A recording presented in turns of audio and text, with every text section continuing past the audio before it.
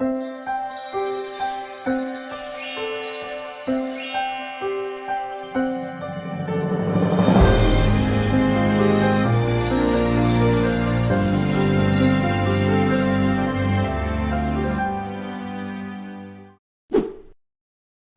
semuanya, perkenalkan kami dari kelompok 8. Di sini kami akan mempresentasikan materi kami yang berjudul Game Teori dan Strategi Kompetitif. Selamat menyaksikan semuanya.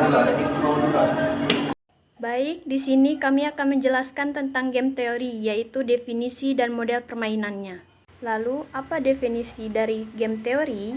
Teori dalam ekonomi sendiri yaitu studi tentang interaksi strategis antara berbagai pemain dalam situasi yang melibatkan keputusan ekonomi dan cara bagaimana perusahaan oligopolis membuat keputusan strategis untuk memperoleh keunggulan kompetitif atas pesaingnya atau bisa memperkecil ancaman potensial akibat langkah strategis pesaingnya. Selanjutnya, model permainan. Model permainan sendiri dibagi menjadi 3, yaitu yang pertama permainan atau player, yaitu pembuatan keputusan oleh para manajer perusahaan oligopolis.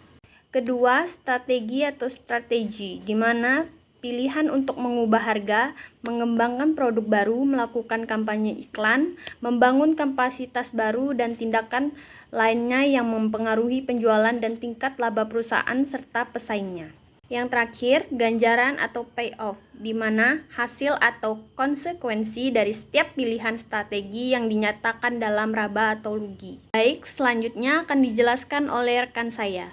Berikutnya, disajikan tabel yang mencantumkan ganjaran dari semua strategi yang mungkin dilakukan suatu perusahaan dan reaksi yang mungkin juga diberikan oleh pesaingnya, yang biasa kita sebut dengan matris ganjaran atau matris payoff.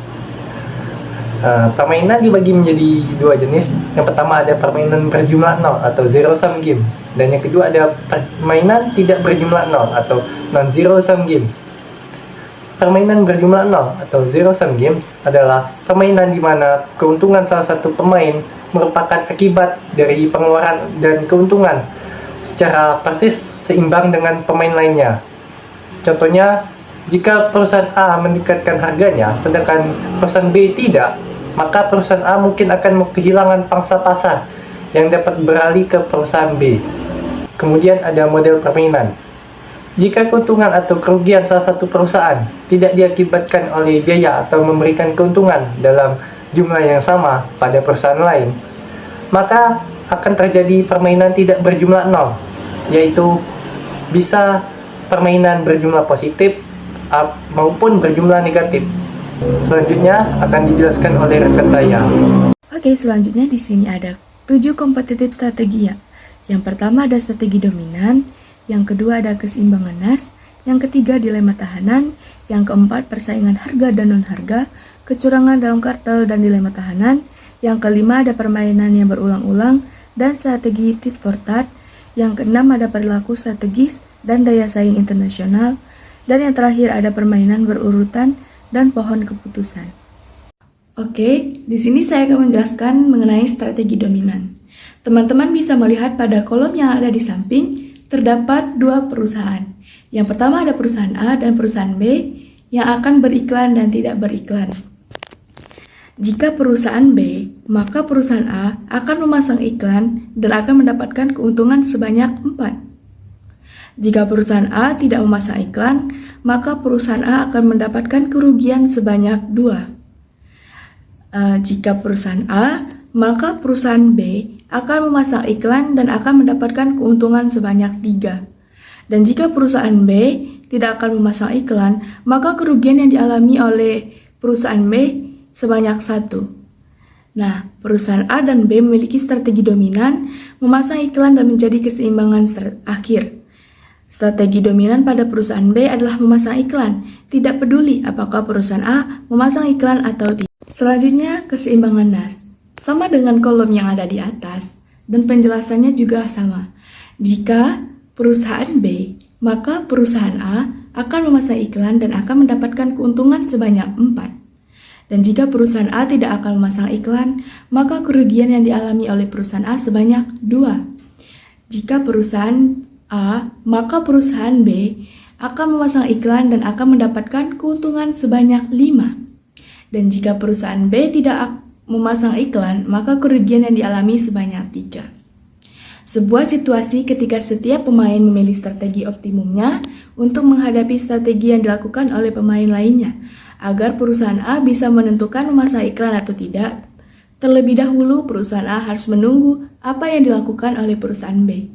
Strategi yang optimum bagi perusahaan A adalah juga memasang iklan, disebut keseimbangan NAS. Baiklah, selanjutnya kita akan membahas tentang contoh penerapan dalam permainan dilema tahanan. Kita bisa lihat di tabel berikut, dan kita bisa ceritakan bahwa terdapat 2 orang, yaitu si A dan si B, atau individu A dan individu B, yang baru keluar dari hotel dan ditahan oleh pihak kepolisian karena dugaan kepemilikan senjata tajam. Lalu mereka berdua dibawa ke kantor polisi untuk dilakukan interogasi secara terpisah.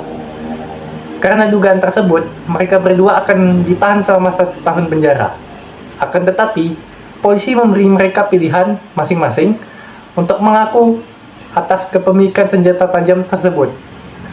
Mereka akan dibebaskan, dan untuk temannya akan dihukum selama 10 tahun penjara. Dalam hal ini, secara umum, tentu mereka akan memilih untuk bekerja secara bersama-sama untuk tidak mengaku, agar mereka hanya dihukum 1 tahun penjara. Akan tetapi di sini mereka tidak mengetahui hal tersebut, dikarenakan dilakukannya integrasi secara terpisah. Untuk mengatasi hal tersebut, tentu masing-masing dari mereka akan mengambil suatu keputusan terbaik tanpa memperdulikan keputusan temannya yang lain. Bila mereka bersama untuk mengaku, mereka hanya akan dipenjara selama 5 tahun. Dan apabila hanya 1 orang yang memilih untuk mengaku, sedangkan temannya yang lain tidak mengaku, maka temannya yang tidak mengaku akan dipenjara selama 10 tahun penjara, dan yang lainnya akan dibebaskan. Hal tersebut adalah strategi terbaik tanpa memperdulikan pilihan orang lain, atau yang biasa kita kenal dengan strategi dominan. Selanjutnya, kita masuk ke dalam persaingan harga dan non-harga dan kecurangan dalam kartel. Konsep dilema tahanan juga dapat digunakan untuk menganalisis persaingan harga dan non-harga dalam pasar oligopoli. Selain itu juga dapat mengatasi kecenderungan dalam berbuat curang, atau secara diam-diam mengurangi harga atau menjual lebih banyak dari kuota. Seperti gambar ini, perusahaan A harus menentukan strategi dominannya, yaitu dengan memilih harga rendah tanpa memperdulikan apa yang dipilih oleh perusahaan B. Mengapa perusahaan A tidak memilih harga tinggi untuk mendapatkan keuntungan yang lebih tinggi?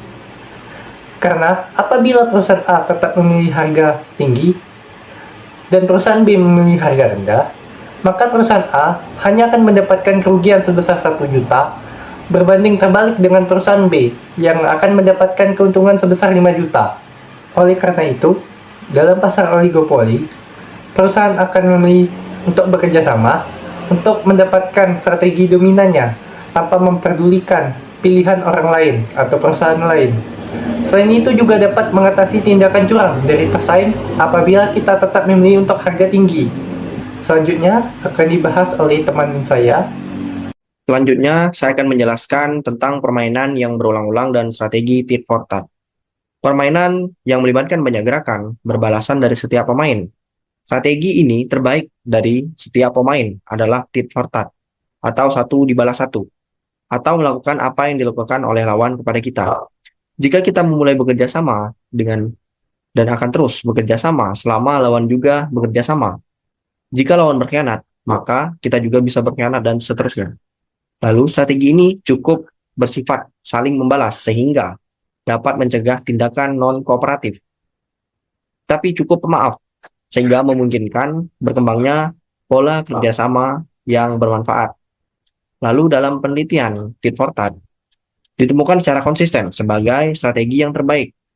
Artinya, yang menghasilkan manfaat yang terbesar bagi setiap pemain sejalan dengan berlalunya waktu. Lalu selanjutnya saya akan menjelaskan tentang perilaku strategis dan daya saing internasional.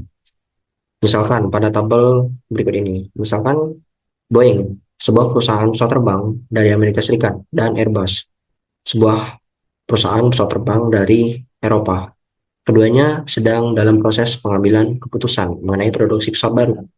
Dan karena besarnya biaya pengembangan pesawat tersebut, produsen harus dapat menguasai seluruh pasar dunia agar dapat memperoleh laba. Misalnya sebesar 100 juta dolar jika keduanya memproduksi pesawat, maka masing-masing akan merugi 10 juta dolar. Selanjutnya, saya akan menjelaskan tentang permainan berurutan dan pohon keputusan.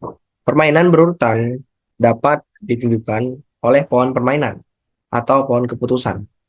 Pohon keputusan atau decision tree adalah diagram dengan lingkaran dan cabang yang menunjukkan hasil setiap keputusan dalam permainan berurutan. Susunan pohon keputusan dimulai dengan keputusan awal dan bergerak menuju ke serangkaian keputusan berikutnya. Lalu di sini saya akan menjelaskan contoh dari diagram berikut ini. Pohon keputusan di mana perusahaan A dapat menentukan apakah menetapkan strategi harga tinggi atau harga rendah. Lalu dari hal tersebut terdapat 4 kemungkinan berupa yang pertama, strategi perusahaan A dengan harga tinggi diikuti oleh perusahaan B dengan harga yang tinggi juga. Yang kedua, strategi perusahaan A dengan harga tinggi diikuti oleh perusahaan B dengan harga rendah. Yang ketiga, strategi perusahaan A dengan harga rendah diikuti oleh perusahaan B dengan harga yang tinggi. Dan yang keempat, yang dapat secara spesifiknya, misalnya perusahaan A menentukan harga dengan lebih rendah sebesar Rp150.000, maka perusahaan B akan menentukan harga yang jauh lebih rendah daripada perusahaan A sebesar Rp120.000. Terima kasih kepada teman-teman semua yang telah menyaksikan video dari kelompok kami. Semoga apa yang teman-teman lihat tadi dan teman-teman saksikan bermanfaat untuk teman-teman semua. Sekian, terima kasih.